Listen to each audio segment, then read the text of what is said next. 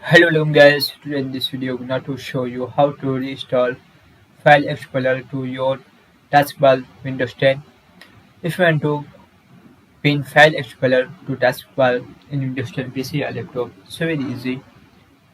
Firstly click on Install, type here File Explorer,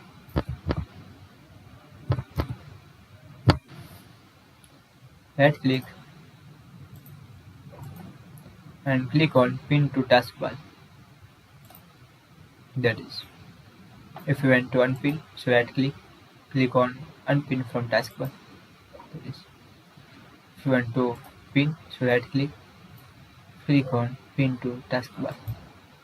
That is. So guys, this is very simple and easy and quickly method if you want to restore File Explorer to your taskbar Windows 10. If you want to pin File Explorer to taskbar in Windows 10 PC or laptop. Thank you for watching this video. Please subscribe my channel for latest update.